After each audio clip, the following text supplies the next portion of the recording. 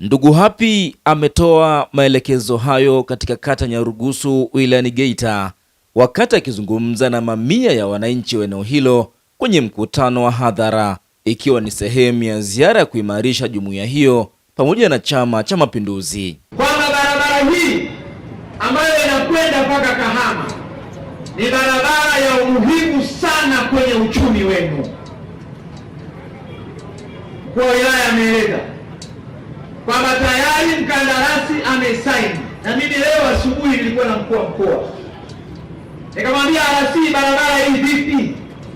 Timu yangu inaniambia wananchi wanataka barabara hii ijengwe. Nitumie fursa hii kuelekeza wizara inayohusika kwa niaba ya katibu mkuu wa Chama cha Mapinduzi.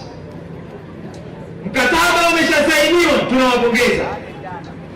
Mkandarasi Arab Contractors amepatikana, tunawapongeza sana, wapigieni makofi. Tunataka sasa taratibu ndogo ndogo zilizobaki zikamilishwe haraka, mkandarasi aanze kujenga barabara hii ambayo ni muhimu sana kwa wananchi wa Nyarugusu na wananchi wa Geita kwa ujumla. Nataka niwaahidi hili tutakwenda kulisukuma ili mkandarasi huyu aanze ujenzi huo haraka iwezekanavyo.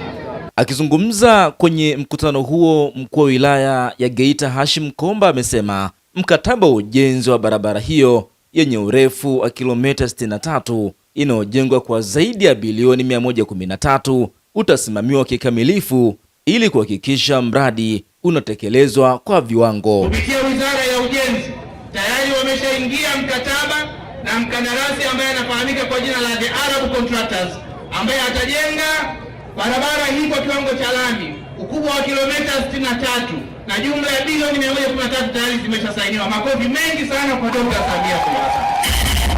Hatua zinazoendelea unazijua wewe mgeni wetu, na utawaambia hapa wana Nyarugusu namna ambavyo serikali hii imejipanga, lakini sisi serikali tunaishukuru sana kwa namna ambavyo Mheshimiwa Rais anatutizama kwenye eneo hili. Kwa upande wao, baadhi ya wakazi wa kata Nyarugusu wameelezea matumaini yao kuwa kukamilika kwa barabara hiyo kutachochea maendeleo ya kiuchumi kwa kurahisisha usafirishaji. Changamoto tunayoipitia sasa hivi na ikiwekwa lami itakuwa na ubora zaidi, kwa sababu utakuwa unasafirisha abiria vizuri.